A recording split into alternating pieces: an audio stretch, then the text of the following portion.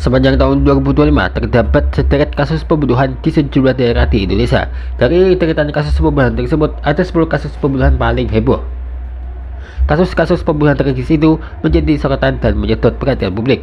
Kasus pembunuhan paling heboh pada tahun 2025 tersebut mulai dari mutilasi jasad seorang perempuan di Kediri bernama Uswatun Hasanah, kasus pembunuhan jurnalis, anak tega menghabisi ibu kandung, hingga polisi muda cekik mahasiswi hingga tewas.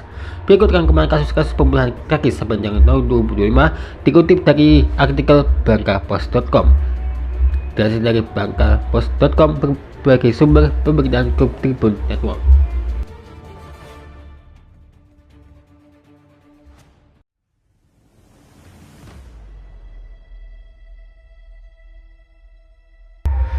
Uswatun Hasanah, wanita 29 tahun, ditemukan tewas dalam koper besar di tumpukan sampah di desa Kedadapan, Kecamatan Kendal, Ngawi pada Kamis 23 Januari 2025. Penemuan ini dilaporkan Yusuf Ali, warga setempat yang membuka koper tersebut.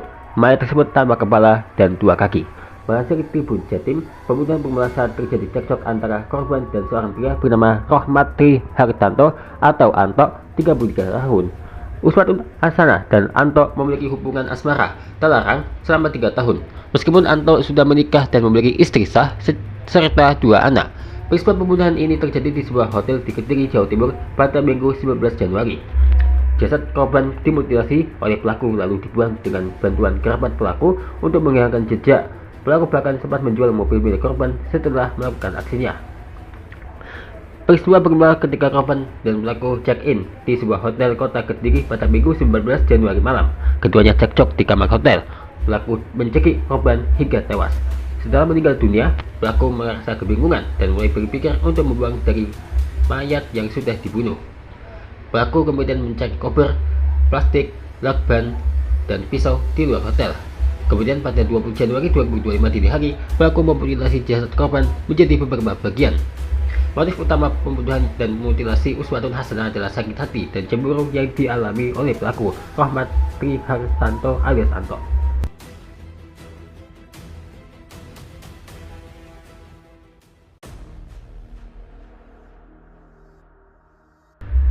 Juwita, 25 tahun, seorang jurnalis media online ditemukan tewas tergeletak di tepi jalan kawasan Gunung Kupang, Banjarbaru, Kalimantan Selatan pada Sabtu 22 Maret 2025. Awalnya dia dikira korban kecelakaan lalu lintas, namun sejumlah kejanggalan ditemukan, seperti adanya luka lebam. Setelah dilakukan penyidikan, oknum anggota Lanal Balikpapan, Kelasi 1, Jumran, 22 tahun, terlibat dalam pembunuhan gadis tersebut. Pelaku dan korban memiliki hubungan dekat sebagai sepasang kekasih. Bahkan teman dan keluarga korban sudah mengonfirmasi bahwa keduanya tak lama lagi akan menikah. Mereka berpacaran dan informasinya akan menikah dalam waktu dekat, ungkap Devi, rekan kerja Juwita, dikutip dari banjarmasinpost.co.id. Saat dikonfirmasi soal status antara pelaku dan korban, pihak keluarga Juwita membenarkan bahwa hubungan keduanya memang berpacaran. Anggota TNI AL Kelasi 1 Jumran yang merupakan tersangka pembunuhan divonis penjara seumur hidup. Jumran dinyatakan bersalah karena sengaja menghilangkan nyawa kekasihnya Juwita. Selain penjara seumur hidup, Jumran juga dipecat sebagai anggota TNI AL. Keputusan tersebut berdasarkan sidang yang digelar di Pengadilan Militer di Mil I-06 Banjarmasin di Banjarbaru, Kalimantan Selatan pada Senin 16 Juni 2025.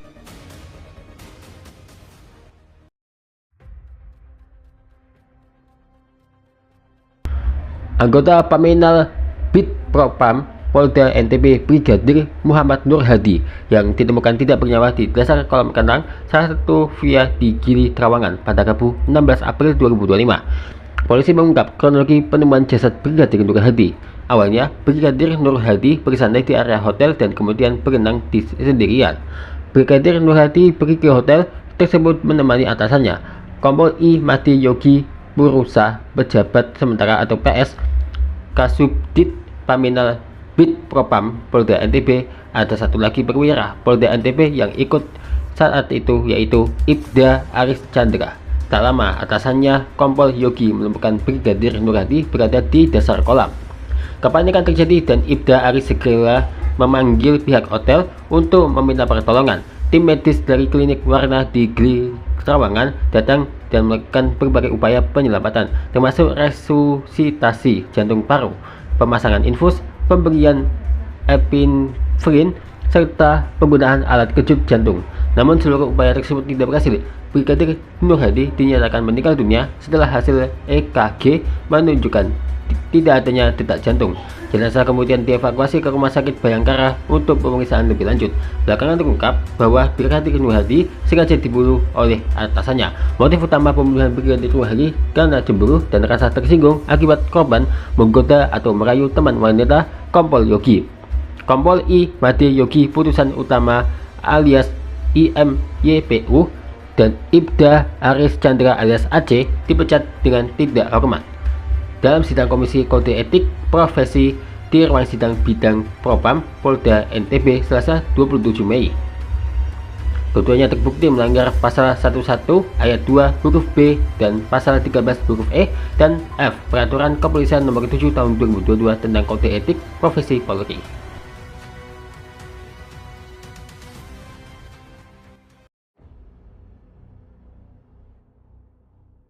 Diplomat Kementerian Luar Negeri Arya Daru Pangayunan ditemukan tewas dengan kepala terlilit lakban di kamar kosnya di kawasan Gondang Dia Kecil, Menteng, Jakarta Pusat pada Selasa 8 Juli 2025. Hingga saat ini, kasus tewasnya Arya Daru usia 39 tahun masih menjadi misteri yang belum menemukan titik terang. Polisi belum menetapkan seorang pun tersangka meski sudah 5 bulan berlalu. Kabar terakhir ada sosok Farah Dwi Kandini, teman kantor Arya Daru, jadi sorotan karena dia bersama korban beberapa jam sebelum korban ditemukan tewas di kamar kos. Farah merupakan istri dari seorang perwira TNI. Pengacara keluarga Arya Daru mengungkap Farah Dwi Kandini dan Arya Daru pernah check-in hingga 24 kali di sejumlah hotel.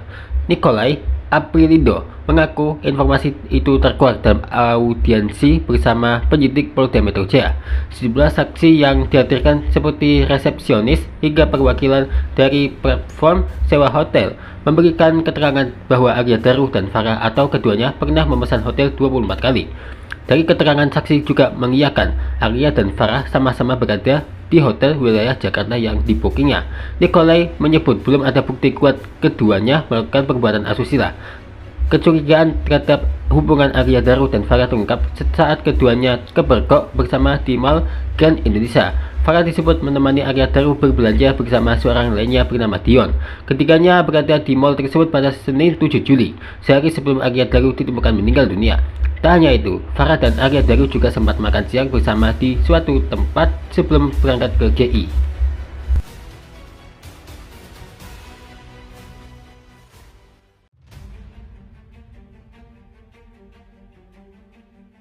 Seorang siswi kelas 10 SMA Negeri 1 Natal, Mandailing Natal, Sumatera Utara, Diva Febriani, 15 tahun, ditemukan terkubur di areal perkebunan sawit di Desa Taluk, Kecamatan Natal, Mandailing Natal pada Kamis 31 Juli 2025 petang. Sebelum ditemukan tewas, korban yang tercatat sebagai warga Desa Sikarakara 4 Natal ini sempat dikabarkan hilang setelah tak kunjung pulang ke rumah setelah mengikuti latihan paskibra di sekolahnya pada Selasa 29 Juli. Saat itu korban pamit kepada orang tuanya mengikuti latihan paskibraka untuk persiapan HUT RI ke-80. Hilangnya korban pun sempat viral di media sosial. Keluarga dibantu warga dan aparat melakukan pencarian selama 3 hari hingga akhirnya korban ditemukan meninggal. Warga yang sedang bekerja di kolam penampungan air di areal perkebunan sawit Desa Taluk. Saat ditemukan, tubuh korban tertimbun tanah dengan bagian kepalanya ditutupi ember. Selain itu, tubuh korban dalam kondisi tanpa busana saat ditemukan Kamis petang. Pelaku pembunuhan adalah Yunus Saputra, 25 tahun, pria yang tinggal di desa yang sama dengan korban. Ia sempat berpura-pura ikut membantu pencarian Diva untuk mengelabui warga dan aparat. Yunus ditangkap tanpa perlawanan di rumah iparnya di Desa Bunda Kasih pada Jumat 1 Agustus. Ia kemudian diamankan ke Polres Mandailing Natal. Berdasarkan pengakuan awal, pelaku ingin merampas motor korban dan mencabulinya.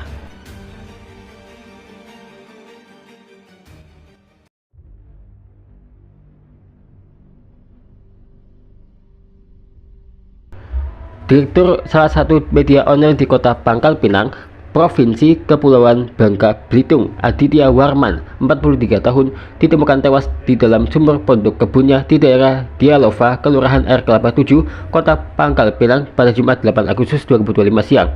Penemuan jasad Aditya bermula dari laporan keluarga korban yang kehilangan kontak dengan Aditya sejak Kamis 7 Agustus. Terakhir, Adit sempat berpamitan kepada istrinya untuk pergi ke kebun dan akan ada pertemuan dengan tamu dari pihak hotel. Adit ketika berada di kebun ditemani Hasan Basri, seorang penjaga kebun. Keluarga korban kemudian melapor hilangnya Adit ke Polda Bangka Belitung. Jasad korban ditemukan pertama kali oleh menantu Adit setelah memasukkan batang bambu ke dalam sumur. Tim Jatanras Polda Bangka Belitung dan Polda Sumatera Selatan berhasil menangkap Hasan Basri, warga Kabupaten Ogan Komering Ulu Selatan di Palembang, Senin 11 Agustus siang. Sebelumnya, polisi telah lebih dahulu menangkap teman Hasan Basri, yakni Martin, 34 tahun, warga Kabupaten Ogan Komering Ilir, saat kabur membawa mobil korban di jalan lintas Oki, Lampung. Hasan dan Martin menghabisi korban dengan cara memukul balok kayu ke bagian kepala korban. Korban yang tersungkur tidak berdaya kemudian dibuang ke dalam sumur di samping pondok kebun. Kedua pelaku kemudian membawa kabur mobil Daihatsu Terios warna putih milik korban keluar Pulau Bangka menuju wilayah Oki, Sumsel, Lampung.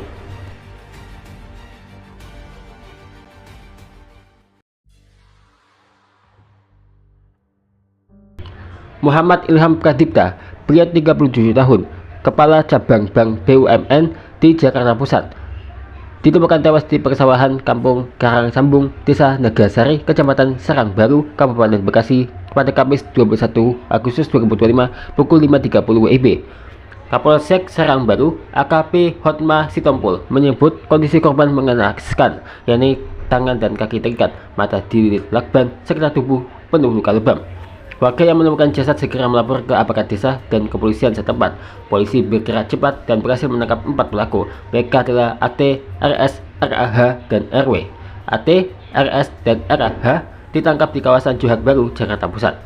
Sementara RW ditangkap di sebuah bandara di Nusa Tenggara Timur saat berusaha melarikan diri. Dari hasil penyelidikan, Dwi Hartono yang dikenal sebagai pengusaha disebut sebagai otak dibalik aksi keji ini. Dwi Hartono diduga sakit hati lantaran upayanya melakukan pinjaman atau kredit fiktif sebesar 13 miliar rupiah diketahui oleh Ilham Pradipta. Ilham Pradipta mencoret klausul peminjaman tersebut. Dwi Hartono kemudian menyusun rencana untuk menghabisi nyawa mantan penyiar radio tersebut. Sang dalan membayar jasa debt collector untuk menculik Ilham Pradipta. Jumlah pelaku bertambah, 15 orang sudah ditangkap dan jadi tersangka kasus penculikan dan pembunuhan Kajab Bank BUMN di Jakarta, Muhammad Ilham Pradipta. Ada 4 klaster atau kelompok yang terlibat dalam aksi kejahatan menewaskan Ilham Pradipta. Pertama, klaster aktor intelektual, kedua klaster yang membuntuti, dan ketiga adalah klaster yang menculik.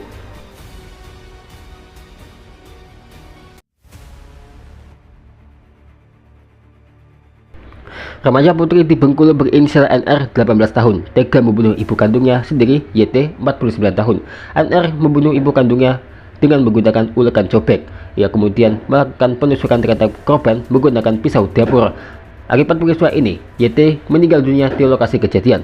Peristiwa pembunuhan ini terjadi di rumah korban dan pelaku yang beralamat di Jalan Manggis 1, Kelurahan Panorama, Kecamatan Singaran Pati, Kota Bengkulu, Sabtu 2 Agustus 2025. Tepatnya sekitar pukul 13 WIB.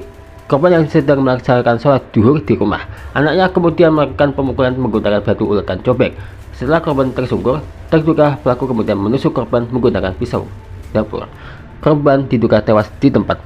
Usai melakukan aksinya, terduga pelaku keluar rumah dan berlari ke rumah salah satu tetangganya. Di sana ia menceritakan kepada 2 tetangganya yang bahwa telah membunuh ibu kandungnya. Ia juga membawa 2 adiknya untuk dititipkan kepada tetangganya dan meminta mereka menjaga adik-adiknya. Dia, terduga pelaku, datang ke rumah dan menyampaikan jika dirinya sudah membunuh ibunya, ungkap IC, salah satu tetangga korban, Sabtu 2 Agustus sekitar pukul 16. Mengetahui kejadian tersebut, warga segera melaporkannya ke pihak kepolisian sektor Geting Cempaka. Tim gabungan Resmob Macan Gading Polresta Bengkulu dan tim opsional Polsek Gading Cempaka segera tiba di lokasi kejadian. Polisi langsung mengamankan terduga pelaku yang merupakan anak kandung korban. Pelaku kemudian dibawa ke Polresta Bengkulu untuk menjalani pemeriksaan lebih lanjut. Nia memiliki riwayat gangguan kejiwaan dan baru pulang dari Rumah Sakit Khusus Jiwa atau RSKJ pada Rabu 30 Juli 2025. NR mengaku tengah kesurupan saat menghabisi nyawa ibunya menggunakan batu ulekan cobek.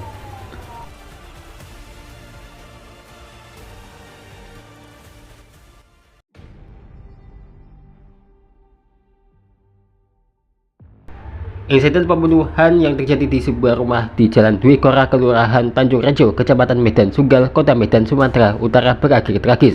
Seorang ibu bernama Faiza Soraya, 42 tahun, meregang nyawa di tangan putri kandungnya sendiri yang masih duduk di bangku kelas 6 SD pada Rabu 10 Desember 2025. Peristiwa tragis terjadi sekitar pukul 5 subuh saat korban masih tidur di tempat tidur. SAS, 12 tahun, putri kedua Faiza Soraya, diduga menjadi pelaku pembunuhan. Dugaan sementara, SAS tega melakukan perbuatan keji itu karena ibunya sering memarahi kakaknya. Ia memiliki seorang kakak yang kini sudah masuk SMA. Menurut keterangan seorang tetangga rumah, Faiza Soraya dan keluarganya telah lama tinggal di kawasan Jalan Dwi Kora. Korban ditemukan oleh anak pertamanya di dalam kamar tidur yang sudah tergeletak di atas kasur sekitar pukul 5 subuh. Suami korban melihat istrinya sudah terkapar di tempat tidur langsung menelpon pihak Rumah Sakit Columbia. Setibanya di rumah sakit, seorang dokter langsung mengecek kondisi korban, namun nyawanya korban sudah tidak tertolong. Pada malam sebelum kejadian, Faiza diketahui tidur bersama anak-anaknya di lantai 1 rumah, sementara sang suami berada di lantai 2. Keluarga korban masih meragukan pelakunya SAS karena dia masih SD dan merupakan siswa berprestasi. Polisi tidak hanya memeriksa terduga pelaku, tetapi juga melakukan pemeriksaan mendalam terhadap ayah dan kakak kandung terduga pelaku.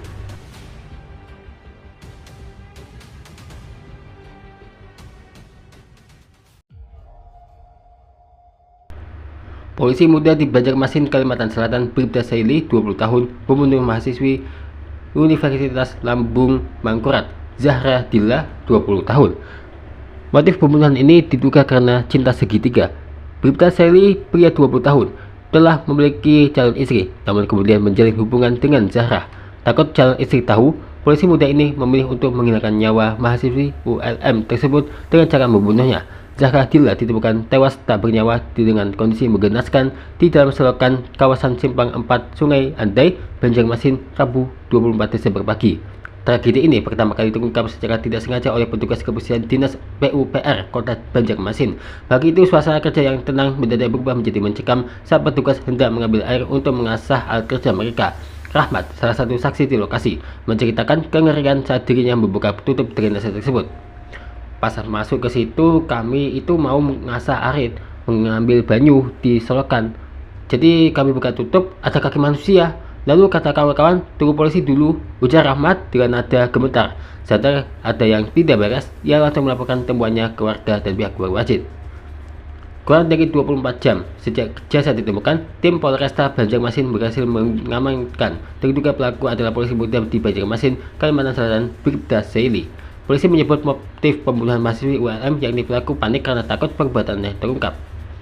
Dalam kondisi emosi, pelaku kemudian mencekik korban hingga tak sadarkan diri. Setelah memastikan korban meninggal dunia, pelaku berusaha menghilangkan jejak dengan membuang jasad korban di selokan di kawasan Simpang 4 Sungai Andai, Banjarmasin. Dan inilah kasus-kasus pembunuhan yang terjadi sepanjang tahun 2025. Apapun alasannya, pembunuhan tidaklah menyelesaikan masalah, tapi justru menyeretnya kita ke ranah hukum. Jadi sebaiknya semoga ini menjadi pelajaran ya dari kasus-kasus yang kita bahas ini, dan semoga tak ada lagi kasus seperti ini.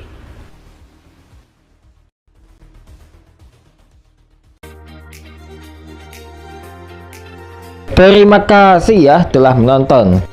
Saksikan terus Showki Official setiap harinya ya.